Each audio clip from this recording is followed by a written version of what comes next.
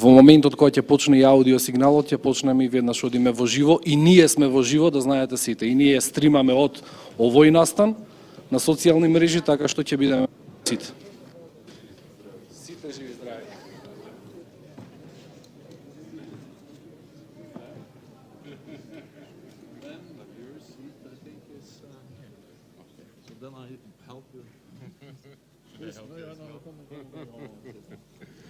Okay.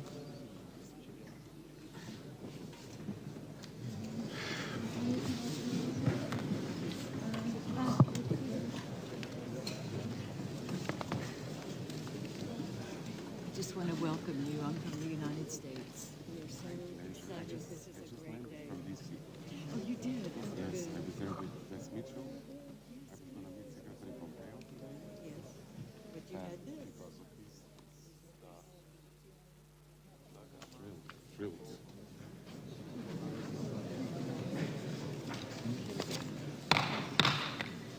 It is a great pleasure to welcome you all to this meeting of the North Atlantic Council, and a very warm welcome to Foreign Minister Nikola Dimitrov. It is a great pleasure to see you here in this room once again. In a few minutes, the 29 allies will sign the protocol for the accession of North Macedonia to the alliance. This is a historic occasion. Prime Minister Tsipras and Prime Minister Zaev showed great strategic vision and great courage when they signed the Prespa agreement last year.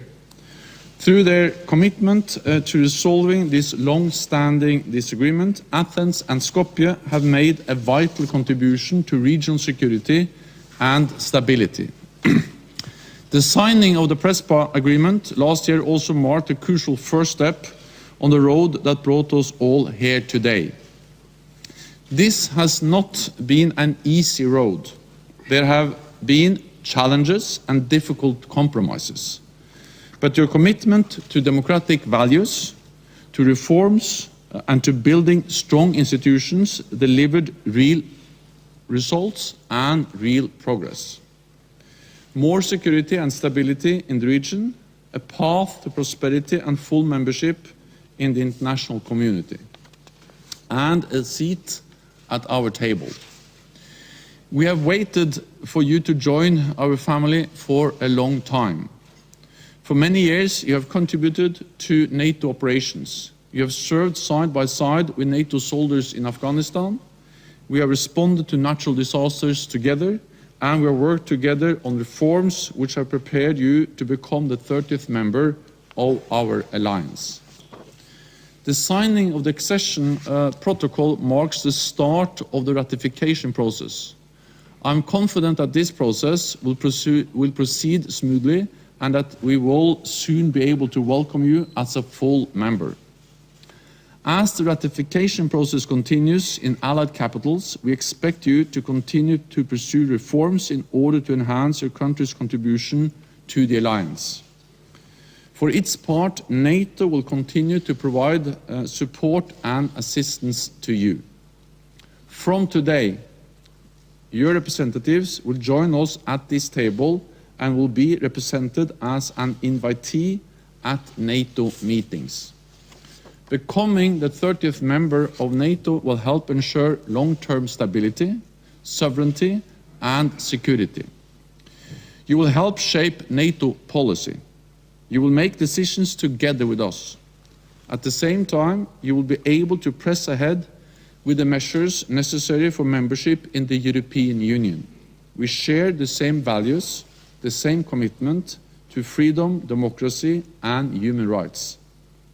And we are dedicated to a vision of a Europe whole, free, and at peace.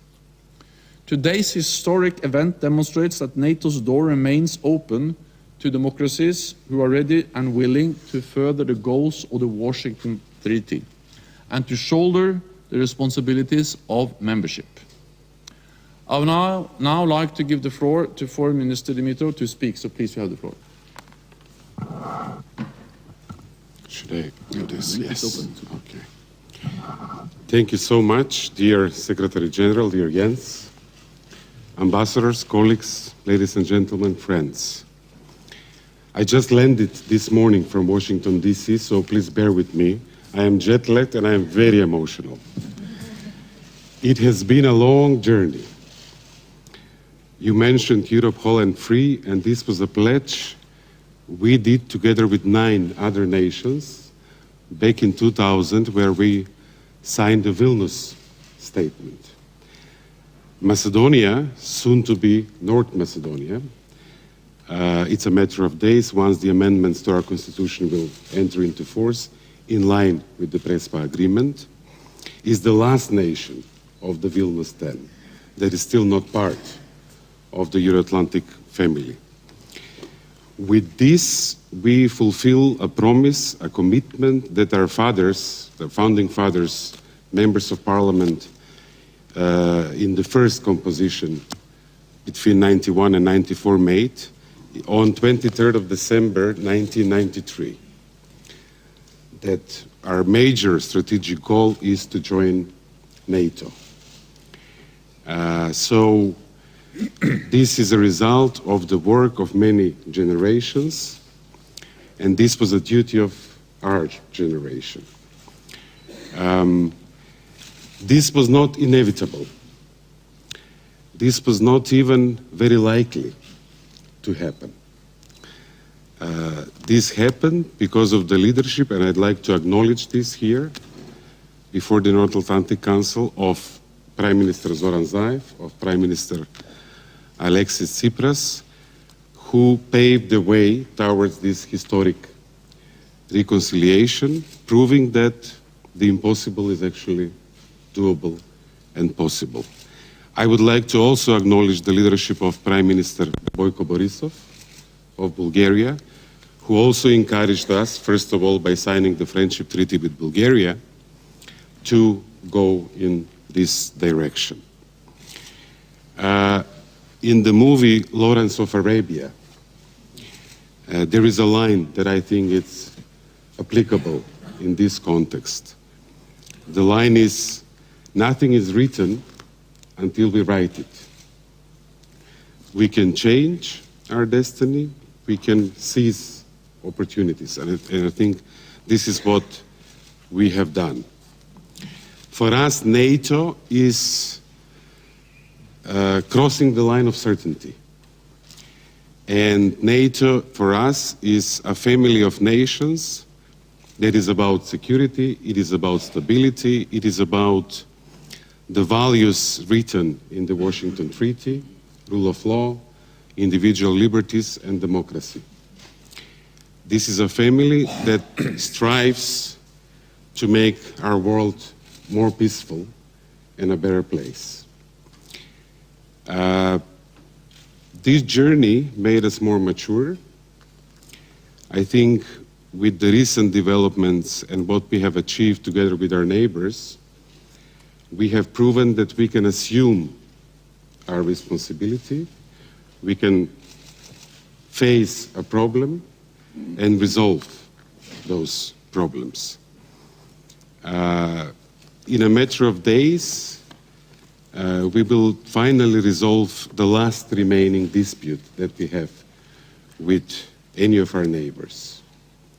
Our borders are set, and I think we can play a role that will be a very calming, important role in a region that is still facing some pockets of uncertainties. The journey is not over, but we won't walk the path alone anymore. We will have 29 friends and allies beside us. We will focus on what we committed to do in the plan on the continuation of reforms, both in terms of rule of law and the intelligence sector, as well as the defense reforms, to make sure that our military is in line with the NATO doctrine and NATO standards. A country is as strong as its military. A country is as strong as the health of its democratic institutions, but also a country is as strong as the number of friends it has. And as of today, my nation is really strong. I'm very happy, I'm very thrilled. I feel a historic privilege to represent the Republic of Macedonia today. And I would like to thank all the capitals and the ambassadors present here who really helped us in fastening up the procedure in terms of following their national lines to authorize the ambassadors to sign the accession protocol.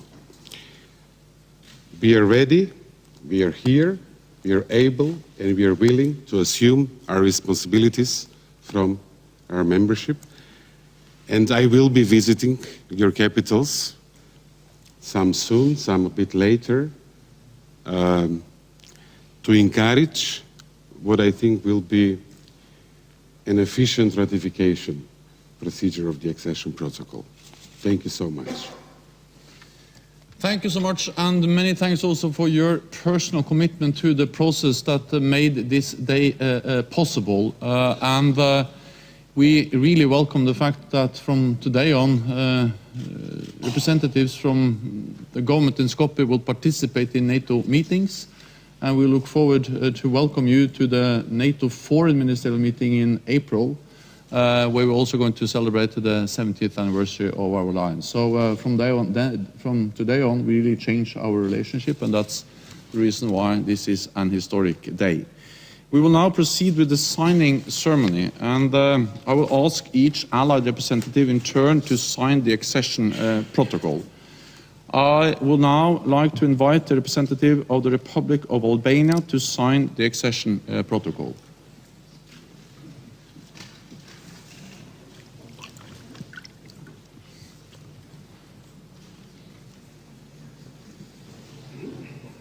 Okay.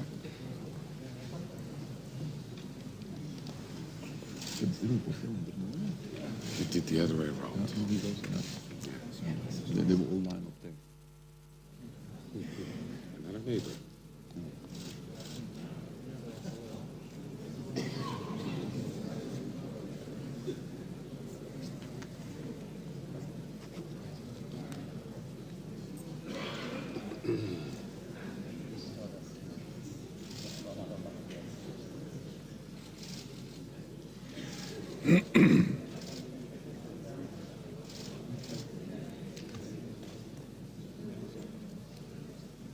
And then I would like to ask the representative of the Kingdom of Belgium to sign the accession protocol. So please.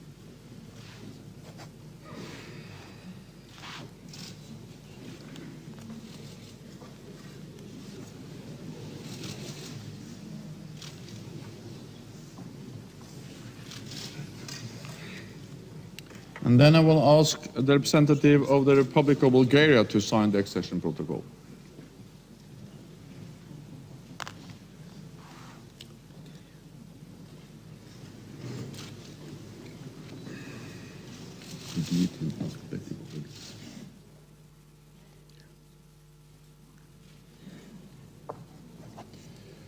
And now I invite the representative of Canada to sign the accession protocol.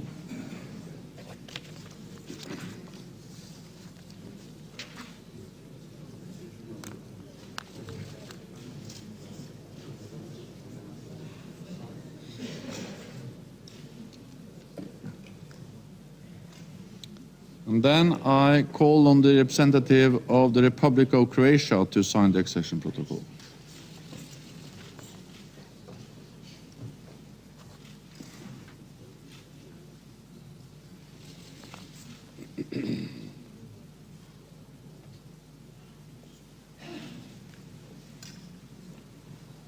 And then I invite the representative of the Czech Republic to sign the accession protocol.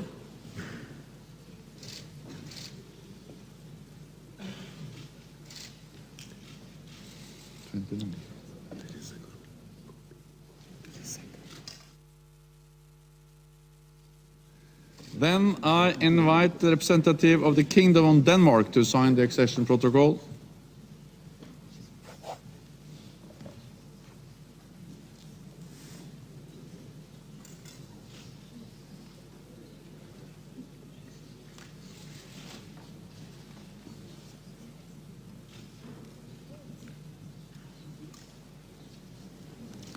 And the next to sign the accession protocol is the representative of the Republic of Estonia.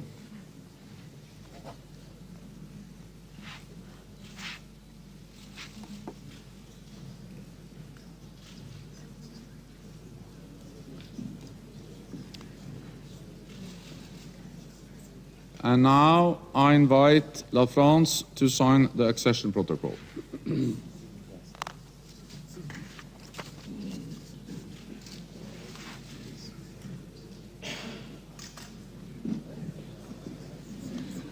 And now I invite the representative of the Federal Republic of Germany to sign the accession protocol.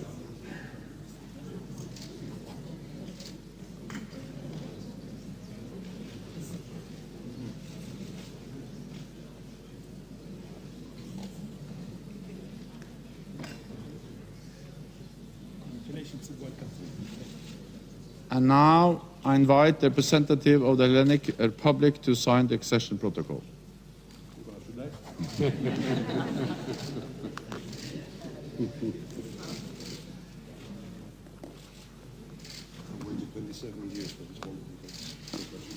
And then I invite the representative of Hungary to sign the accession protocol.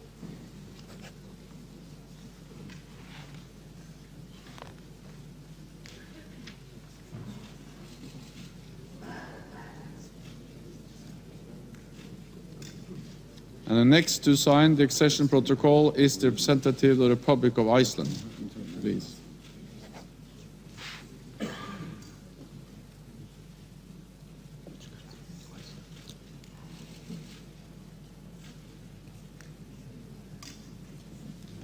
And then I call upon the representative of the Italian Republic to sign the accession protocol.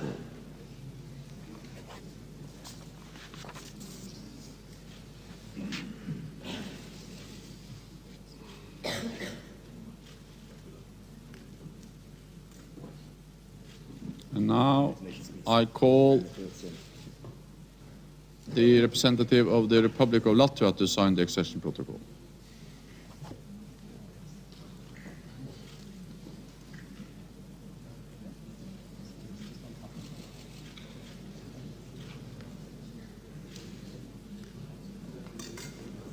And then I ask the representative of the Republic of Lithuania to sign the accession protocol.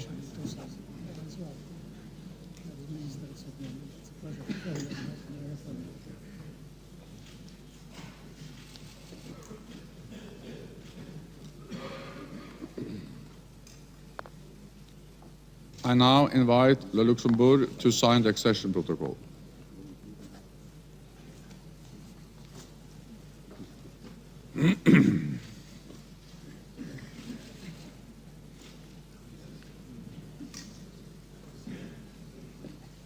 The next to sign the accession protocol is the representative of Montenegro.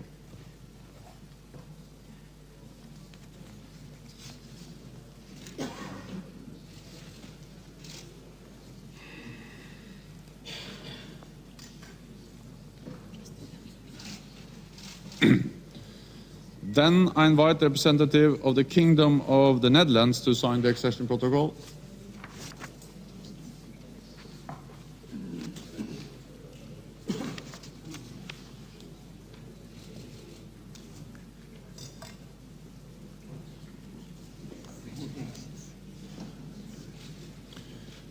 I now invite the representative of the Kingdom of Norway to sign the accession protocol.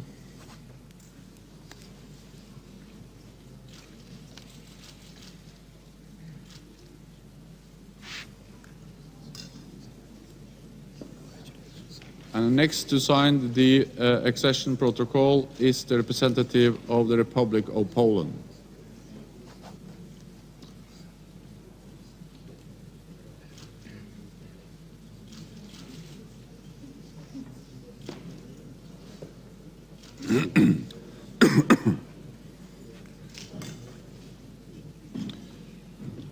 I now invite the representative of the Portuguese Republic to sign the accession protocol.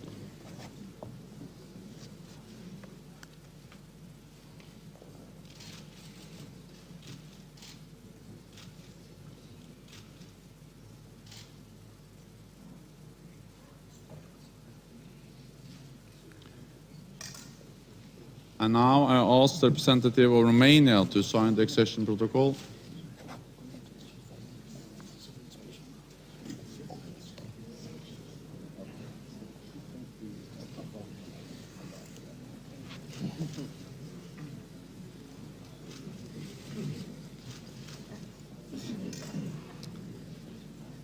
The next to sign the accession protocol is the representative of the Slovak Republic.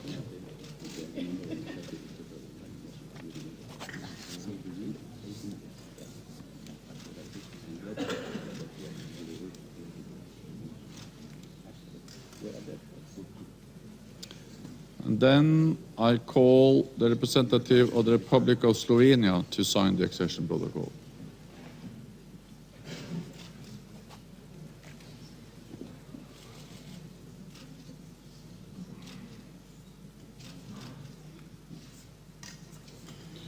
And now I invite the representative of the Kingdom of Spain to sign the accession protocol.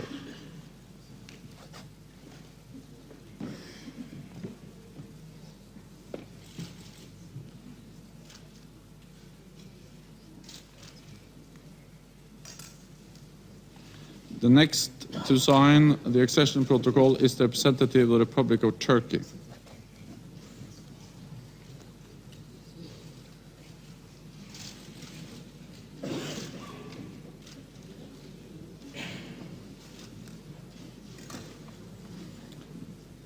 I now invite the representative of the United Kingdom of Great Britain and Northern Ireland to sign the accession protocol.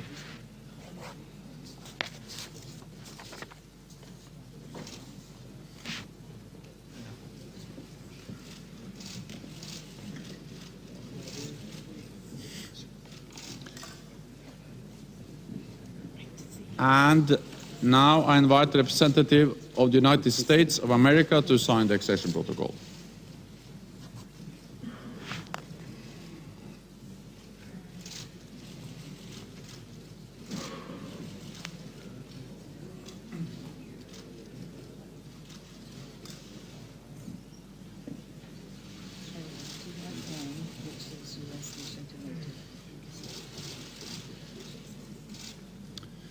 Then I would like to thank all of you for taking part in this historic session, and let me also offer my sincere congratulations to you, Minister Dimitrov, and to your country. And so don't forget this day. This is the pen that we use for all the ambassadors during the signing ceremony. So please. Thank you so much.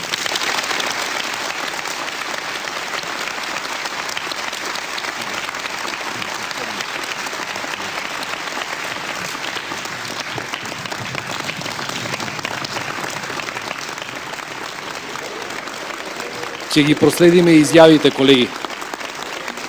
Ќе има изјави, пресконференција. Има пресконференција да заврши.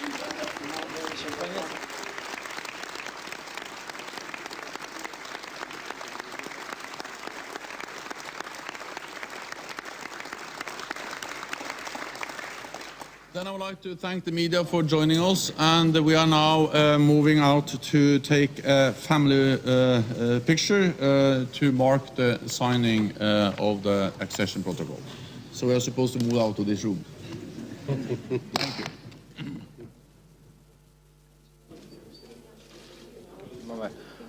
you. Почитувани гости тука кај нас што сте во медија центарот. Значи следува сега фемили фото, па изјави на министерот Димитров и Столтенберг, па после одиме со изјавите. Ќе ги проследиме и тој дел од стримингот во живо ќе го проследиме. Значи ме викаш на фото. Добро. Zijn ze klaar? Zijn ze klaar?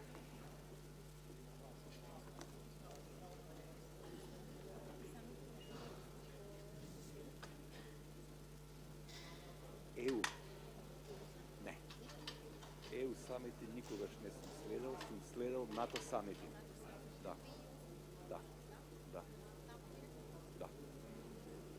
Со Борис Трајковски.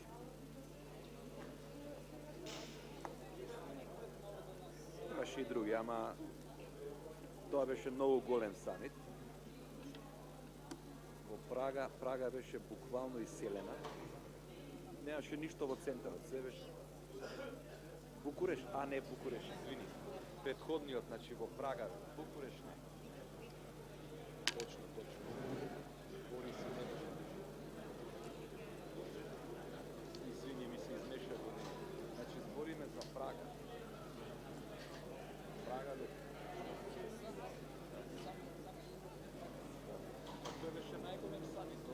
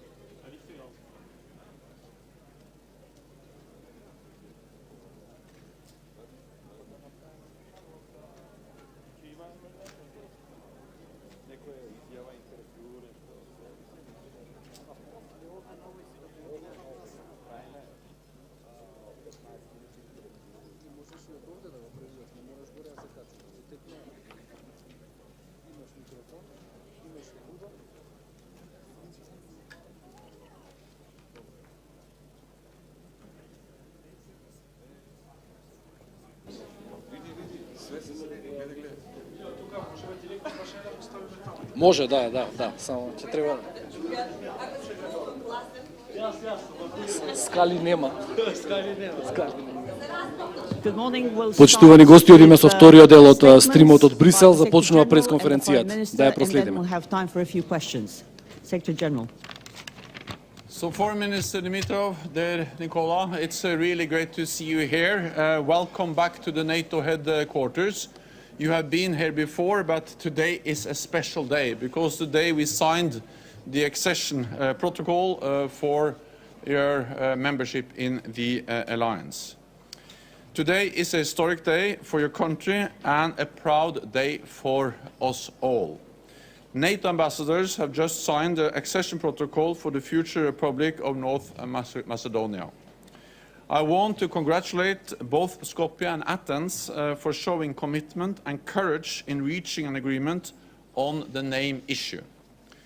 We can now look to the future as allies start to ratify the protocol. Once all allies have ratified the protocol, Skopje will become the 30th member of the alliance. Membership will give you a seat at the North Atlantic Council. You will have an equal voice in shaping the decision we take as allies. You already make important contributions to our shared security, contributing to our mission in Afghanistan, promoting regional cooperation in the southeast of Europe, and you're also implementing major reforms. NATO keeps almost 1 billion citizens across Europe and North America secure. And with you joining NATO, there will be 30 countries committed to protect each other. Your accession will bring more stability to the Western Balkans. This is good for the region and for the Euro-Atlantic security. From today, your country will participate in NATO meetings as an invitee. We look forward to welcoming Defense Minister Radmila Shekerinska as early as next week and to inviting Prime Minister Zaev to the leaders' meeting. I'm happy to announce that the leaders' meeting, will take place in December in London. London was our first headquarters in 1949, so this is an ideal setting to mark NATO's 70th anniversary. We are grateful to the UK for agreeing to host the meeting and for playing a key role in our alliance over the decades. Nicola, today's signing of the accession protocol shows what diplomacy and statesmanship can achieve. And I really look forward to seeing 30 Allied flags outside the NATO headquarters. So once again, welcome to the NATO headquarters. Congratulations with the signing of the accession protocol. And we look forward to welcoming you at the NATO Foreign Ministerial meeting in Washington in April. So once again, welcome. Thank you so much, dear Jens. This is a historic day.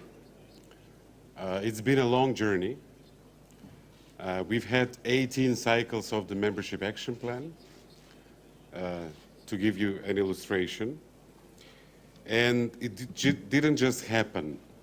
I think as with people, for countries as well, history doesn't simply happen. You have to make it happen. And what I did with the North Atlantic Council, I'm going to do also with you, the representatives of the media, the public. I'd like to acknowledge and praise the leadership of Prime Minister Zaev, of Prime Minister Tsipras. It was easier not to do this. So by no means this historic reconciliation was inevitable. It was not even likely. It was easier to sit in the trenches of history. It was easier to even score political points by maintaining the dispute. But what they dared to do was invest political capital for the benefit of the two peoples, of the two nations, and the whole region, and NATO as a family, as an alliance. I pledged our commitment to continue with what we promised, which is continue with the reforms, both on the side of the rule of law, but also on the side of the intelligence sector reforms and the defense modernization. A country is as strong as its military. It is also as strong as its democratic institutions are functional and healthy, but it is also as strong as the number of close friends it has. Our journey is not over. We look forward to parliaments in 29 allies ratifying the accession protocol. But what's important for us is we will never walk alone again. And we stand beside these 29 allies, NATO member states, able and ready to assume the obligations arising from our full membership in NATO. For us, NATO is about making the world more peaceful, more stable. We will do our part when it comes to NATO missions, and we will also do everything that we can to make sure that our region, Southeastern Europe or the Balkans, is a region that is more predictable, more stable, and more prosperous. It's been a great day today. Thank you so much. Okay, we have time for a couple of questions. Radio Free Europe at the back here. Breka Josvia, Radio Free Europe. As for NATO Secretary General, we understand that Macedonia is politically ready, but are they militarily ready as well, considering that they only spend 1% of GDP on military? The budget doesn't look too great there. The military is fairly small. So what do you say about the military preparedness of this potentially new member state? I think we have to understand that the enlargement of NATO with the future Republic of North Macedonia will strengthen NATO for different reasons. Partly it will contribute to stability in the southeast of Europe. That is important for the whole alliance. But partly they have shown that they can contribute to our shared security because the country is already participating in NATO missions and operations. We exercise together with them. They participate in our mission in Afghanistan. And what we have seen is that they have been able to implement reforms, modernizing their defense institutions, their security institutions, and they have pledged and they have clearly committed to continue to modernize and strengthen their defense institutions and the armed forces. What we have seen is that defense spending is now going up, is increasing, and it's a clear commitment from the government in Skopje to meet the NATO guideline of spending 2% of GDP on defense by 2024. So as many other allies, they adapt, they invest, and I look forward to having them as a full member because that will strengthen NATO, it will stabilize the region, and it of course will provide the security guarantees for the future Republic of North Macedonia. Okay, we have the Portuguese TV there. Thank you. Susana Freixas, SIC Portugal. Actually, my question is on the next meeting of the NATO leaders in London. I would like to understand why London, taking into account the Brexit process, and when we don't know whether the UK is going to be part of the EU in December or not. Is there a political message in this decision by, of course, the NATO? Thank you. So Brexit will change UK's relationship to the European Union, but it will not change the United Kingdom's relationship to NATO. So for me it's perfectly natural that UK is hosting the leaders meeting at the end of the next year, not least because London was the first seat for the NATO headquarters back in 1949 when the alliance was established, and the first Secretary General of the alliance was actually a Brit.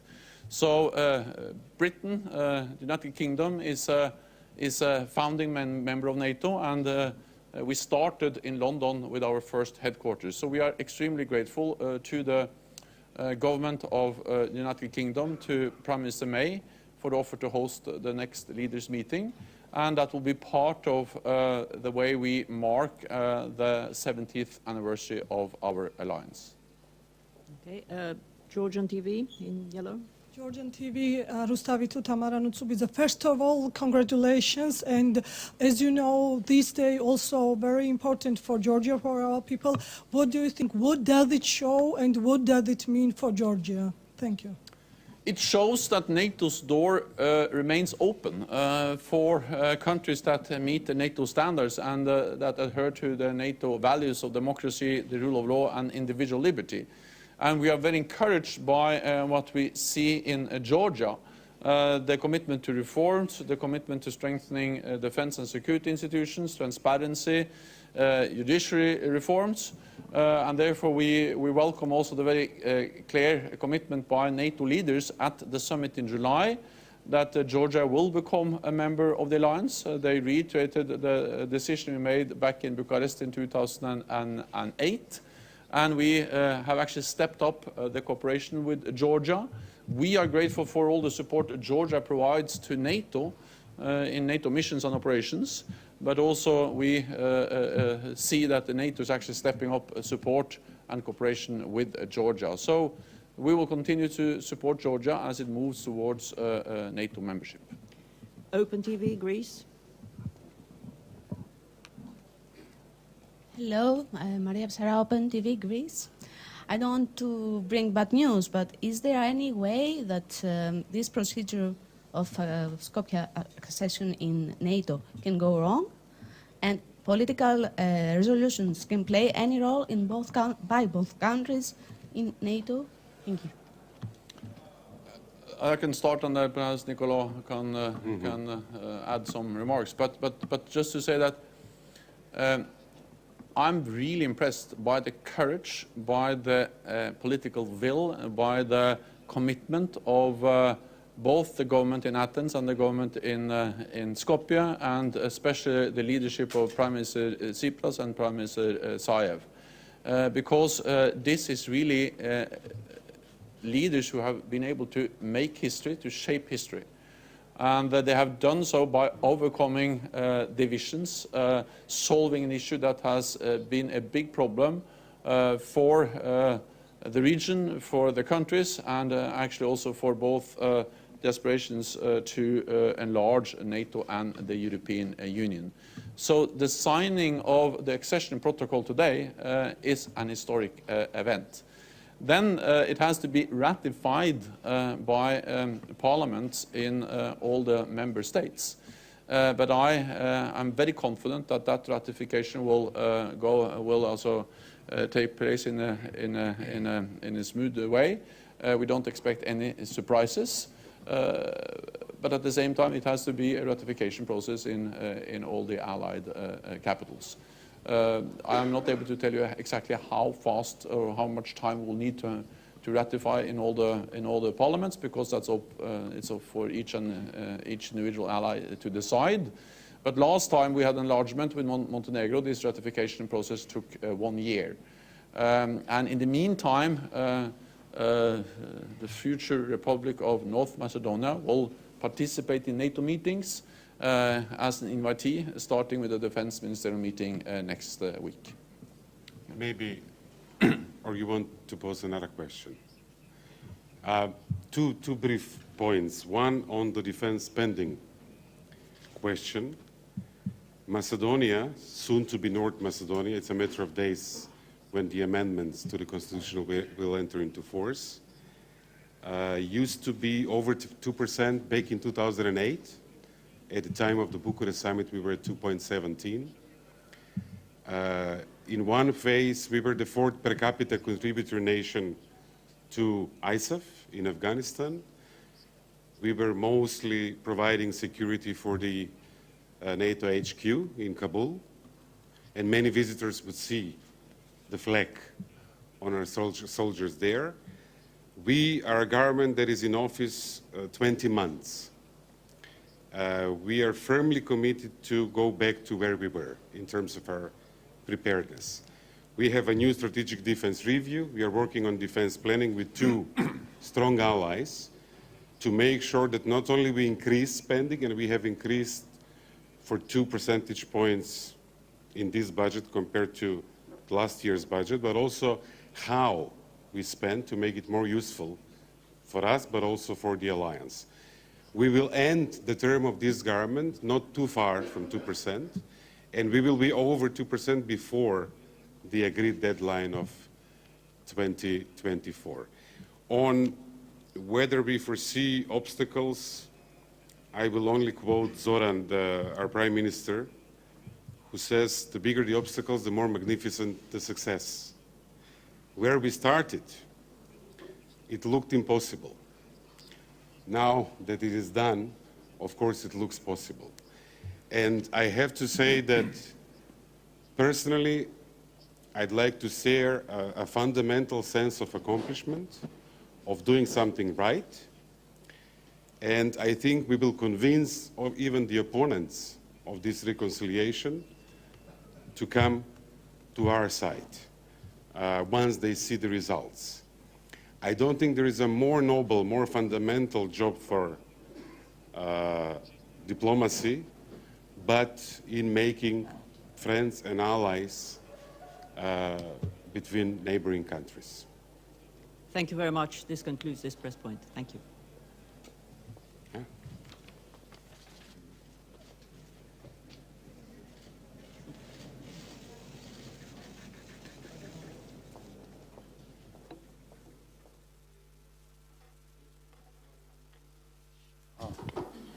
Одиме со другите настани кои што ги предвидовме. Ви благодариме уште еднаш на сите за присуството.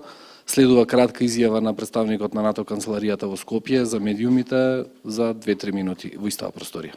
Благодарам на сите.